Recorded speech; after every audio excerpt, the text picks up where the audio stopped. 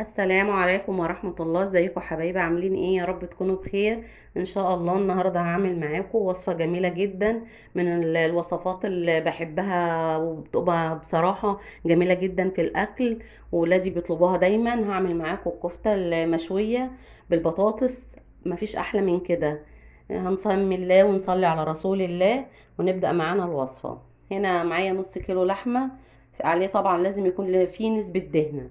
هنحط هنا معلقة فلفل اسمر ومعلقة كمون ومعلقة ملح ابيض، وهنا معلقة توم باودر وبصل باودر ونص معلقة من البهارات، وعندي شعرة سكر صغيرة بنحطها عليها.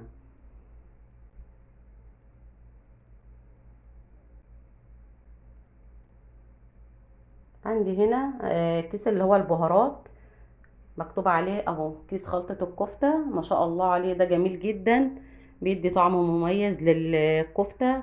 بصراحة بتبقى ريحته نفاذة كده وجميل. وعندي هنا معلقة من البودر. البودر هنا فايدته ان هو مش بيخلي اللحمة تكش، مش بيخلي صوابع اللحمة تكش كده، وبتخليها جميلة ما شاء الله منفوشة وما بتكشش. وعندي هنا ربطة خضار، بقدونس على كزبرة كده بخرطها عليهم. يا ريت اللي اول مره يشوف قناتي انا يوميات تيتا، ما تنسوش تدعموني بلايك واشتراك للقناه لو اول مره تشوفوني، ودعمكم بصراحه بيهمني جدا. هنا خلصت كده المكونات، هدعك كده المكونات كلها في بعضها كويس كده. خلاص اتخلطوا مع بعض وبقت جميله جدا وريحتها جميله جدا ما شاء الله عليها. بصوا كده قوامها عامل ازاي، بيبقى فيها حاجه زي ما يكون خيوط كده من جوه، يعني بتبقى ايه زي ما يكون مسمغه كده، بتبقى جميله قوي ما شاء الله. عندي هنا 4 بطاطسيات، عملتهم طرنشات ومسكتهم كده غسلتهم كويس. بنعمل سمكها اللي بتكون بسيطة كده، ما تكونش تخينة، عشان ايه تستوي معايا على طول مع الكفتة.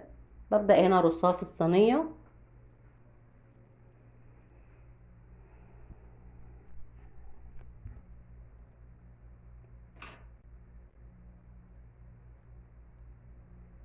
الوصفة دي يا جماعة من الوصفات الجميلة جدا والسهلة وموفرة، وبتعملي من نص كيلو لحمة كمية جميلة جدا من الكفتة. عندي هنا بصلاية مبشورة وطماطميتين بشرتهم كويس، وهبهرهم هنا بنص معلقة فلفل اسمر ونص معلقة ملح ابيض، واحط هنا حوالي 3 معالق زيت كده عليهم. هخلطهم كويس مع بعض. هنزل بيهم هنا على البطاطس، هخلطهم كويس كده مع البطاطس، بتدي ريحة جميلة جدا ليها. وهحط عليها حوالي كوباية مية كده علشان البطاطس تستوي فيها. ولما نحطها على البوتاجاز ما نعليش عليها قوي، عشان ما تتلسعش من قاع الصينية، وتستوي على نار هادية وتبقى سايحة كده معاكي في السوا. كده خلصت. هبدأ معاكم بقى هنا الكفتة صبعها. معايا طبق هنا كده فيه معلقتين زيت، هحاول ان انا ادهن ايدي منها عشان الكفتة ما تلزقش في ايديا. وعندي هنا العود بتاع الشيش طاووق كده، هصبع عليه الكفتة. ما شاء الله عليها، ريحتها جميلة جدا ما شاء الله، تحفة. وعندي هنا من نص كيلو، هعمل كمية كبيرة ما شاء الله وهتكفينا، غير لما بتشتري من بره طبعا الحاجة عدد غالية، وطبعا اكيد اكيد مش هتكفي بيتك لما تجيبي نص كيلو من بره. لكن انتي ما تعملي الحاجة في بيتك كده بتبقى اقتصادية، وبتبقي عارفة احتياجات بيتك بتبقى ايه. جميلة ما شاء الله عليها، لما تجربيها مش هتبطلي ان انتي تعمليها في البيت تاني، هتحبي تعمليها على طول.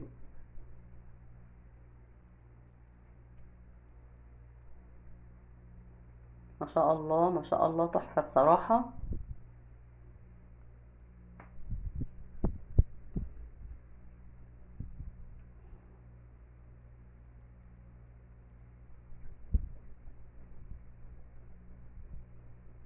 شكلها بيشهي قوي بصراحة، وريحتها جميلة كده.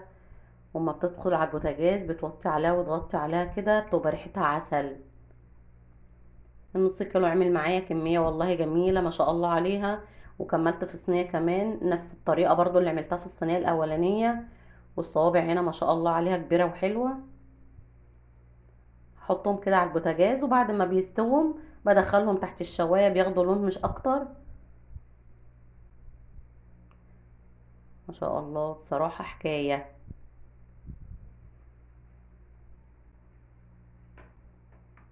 خلاص كده استووا معايا، ومعايا هنا فحماية هحط عليها نقطة زيت كده افحمهم عشان تبقى ايه زي كفتة الحاتي كده، ما شاء الله عليها جميلة، والريحة بتاعتها تحفة، قلبت البيت والله.